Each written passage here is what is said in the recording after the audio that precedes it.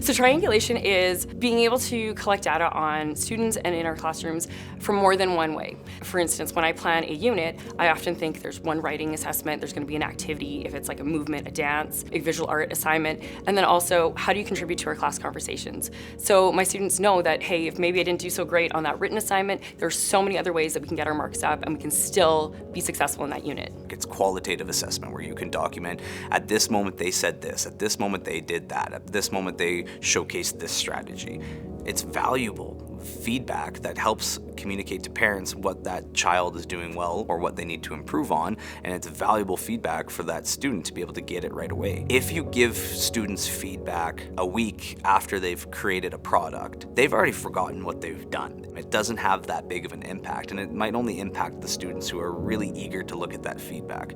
But if you give students feedback immediately or as close to when they just did that particular task, it resonates with them a lot more. I incorporated my classroom by using observations and anecdotal records. I have conversations with my students, conferencing, quick check-ins, and I utilize product assessment as well within my triangulation of data. Empowering students to discuss their learning, especially at a young age, is very important to help them develop that trust and be proud and take responsibility of their learning. I think probably one of our biggest challenges is actually families.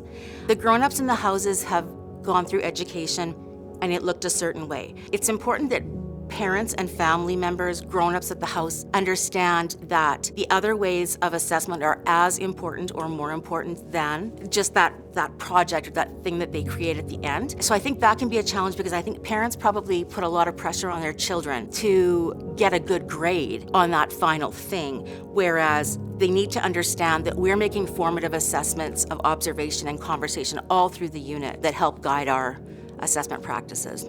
It takes time, and that is a challenge. So a clipboard with student names on it, organized in kind of like columns, is an effective way.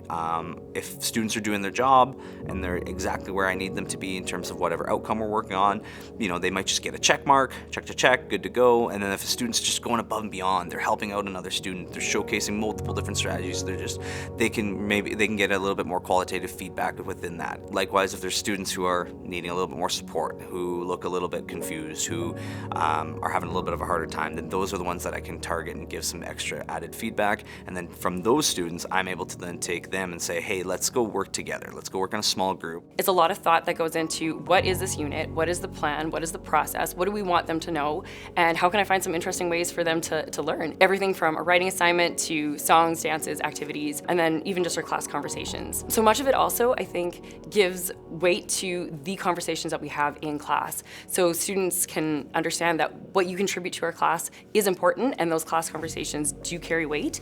And us as teachers, our professional autonomy in evaluating conversations is equally just as important as those worksheets. We have such a high rate of anxiety, mental health issues with our students these days.